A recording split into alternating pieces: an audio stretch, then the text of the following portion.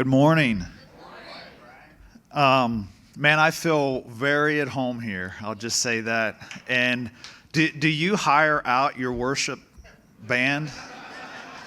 Because I lead an addiction recovery support group on Thursday nights, and I'm trying to put a praise band together of guys that are out of prison. And but I just really like the flair and the flavor of that. So if there's any way to hire that, if they're in Farmington, let me know, please. So let me just introduce myself. I have a couple notes here on my phone. I find that if I write my notes out, I'm just kind of looking down here and I'm not making eye contact. But so I don't know. I had a picture of my family. I wanted to just start with that. So this is my priority right here. Before I get talking about any work or ministry, this is first priority. So I'm a father of 6. I'll be married 27 years this coming December. Originally from Pennsylvania, an old farm boy, and God took us to Bloomfield, New Mexico back in 2007. Actually, my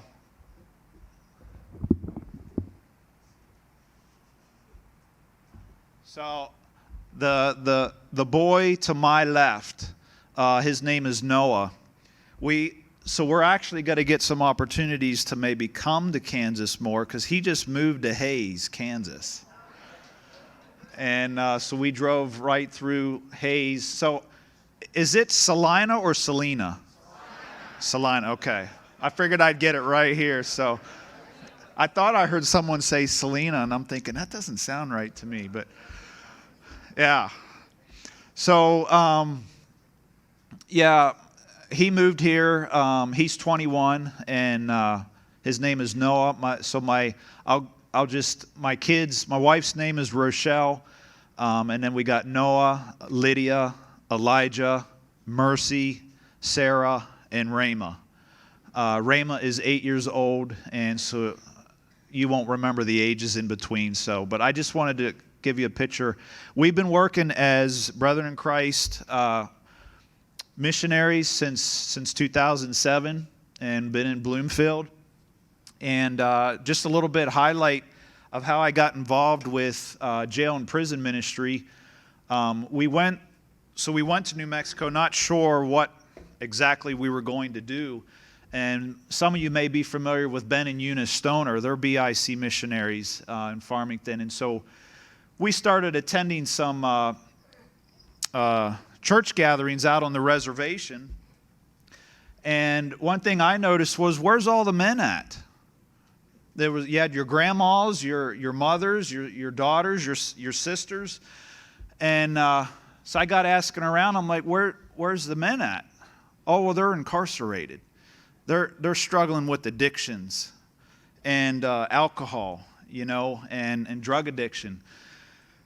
And at that time, as the Lord was dealing with some stuff inside of me, I felt like He said, I'm going to take you to where those men are at. Well, that means I'm going to jail. I'm going to prison. And so that started a journey of jail and prison ministry.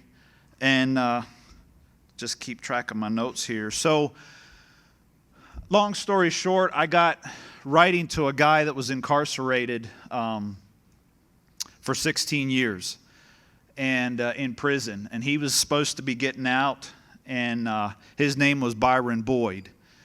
And so we wrote back and forth, and he got out of prison July 5th of 2011. And so we started meeting together, and we thought, he gave his heart over to God when he was in prison.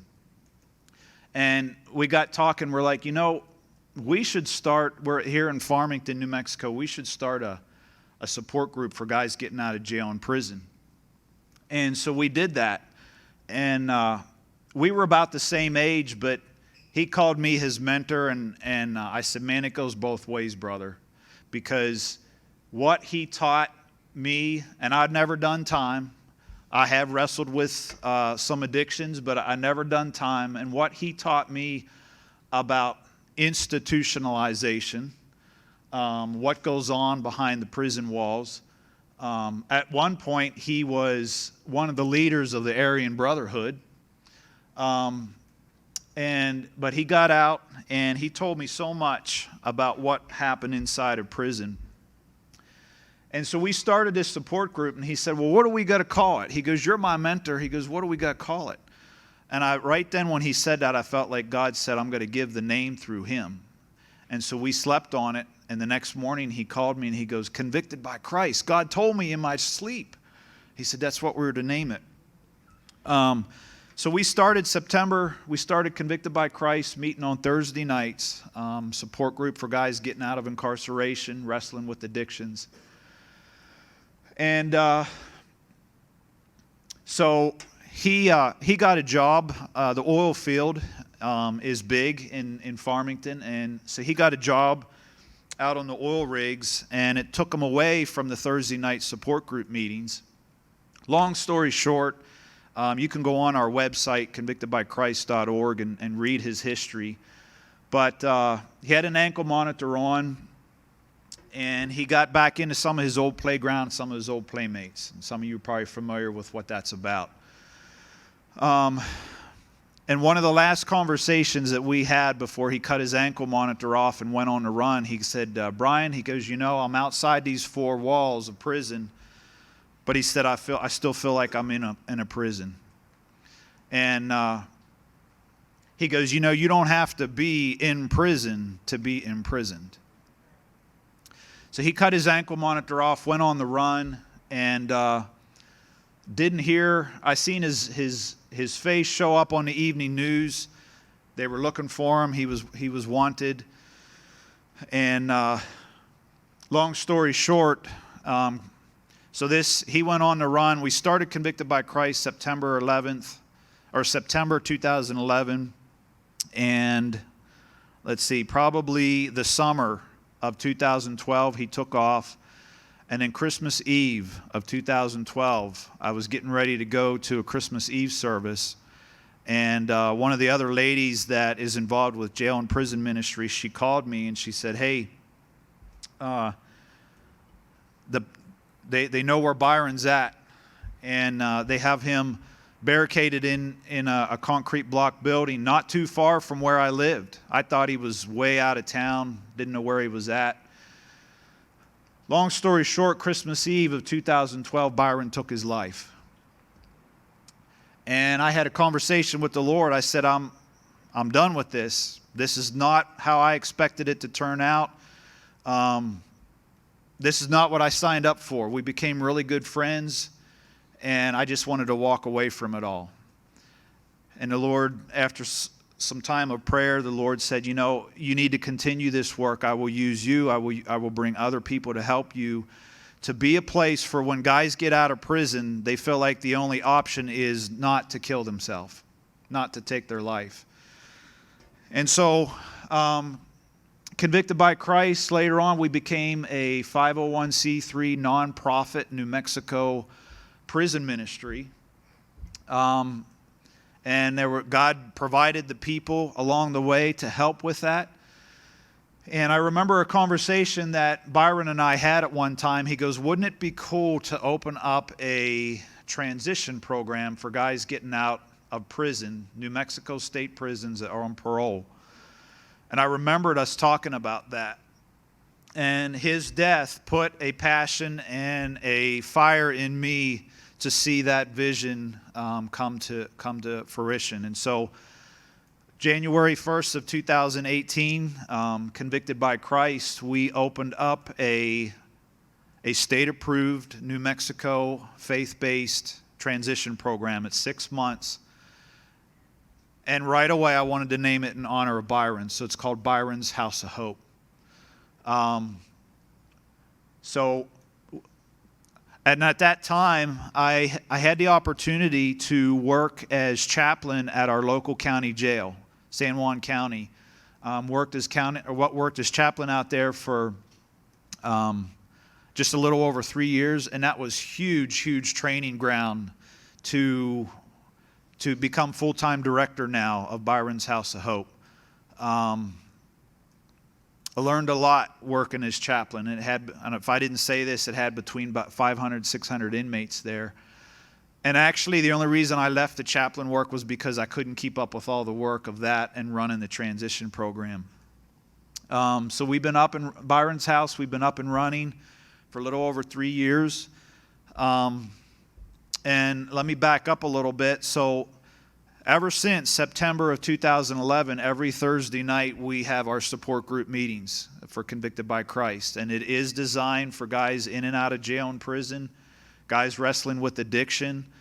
In the same place where the guys meet, we have a women's program. And the women's program is the same thing, women in and out of jail and prison, wrestling with addictions.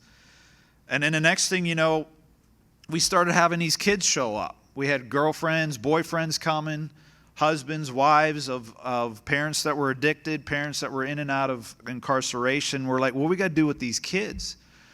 And so my wife, she started a program called Sparks. And so Sparks meets at a different location in the same building Thursday nights. And we had group just this past Thursday, and she had 14 kids there. And it can get really crazy there for the kids, because you take kids that come out of unstable homes, parents wrestling with addictions, parents in and out of jail and prison, and they're looking for any sort of stability. And so my wife, she recognized that, and so she has this formal program now called Sparks, and the reason it's called Sparks is because she said it only takes a spark to light a fire. And so we do church. I wish I could take you guys and bring you to a Thursday night group there. But we do church. We're not a BIC church. But, you know, God's done some amazing things there on Thursday nights. And I'm probably going way over my time, Jesse. I told you how important it is to stay on time, but yeah. So Byron's House of Hope, that's my main work now. I'm full-time director there. We are state approved. We work very closely with local state probation and parole. They love our program. We're the only faith-based program in Farmington, and we're sitting at about 50. I was telling somebody earlier this morning, we're sitting at about 50%. Of guys that come out of New Mexico state prisons on parole, and 50% that violate and go back. I think the national average is around 38% of success rate. And so I'm thinking if we can keep our program at 50%, man, I'm happy for that. And a lot of my teachings is about identity. Seeing ourselves the way God sees us. Man, I grew up with a lot of rejection and unworthiness. And wrestling with some addiction. I grew up on the farm. I was the youngest of 4 kids, and I was telling Jesse this morning that my story I tell the guys is, you know, if you're the youngest growing up on a farm, all you do is push crap out of the barn. And so I grew up thinking all I was good for was to push crap out of the barn. And God broke off some rejection, unworthiness issues in me. And I told my wife one time, she said to me, she goes, I see God calling you to be a leader, and especially a leader of men. I said, no. I said, I will never lead a group of men. So if you're out there and you said something about you never, that's exactly where God wants to take you. And so, yeah, I'll just stop with that. I do have a table back there. We use the Life Recovery Bible in our teaching at the transition program. And I just thank you for the opportunity to share with you guys this morning. Let me just look over my notes. I think I covered everything, but the Spirit and the presence of God is here mightily. I want you to know that I feel that. And, you guys got a good thing going here, so thank you.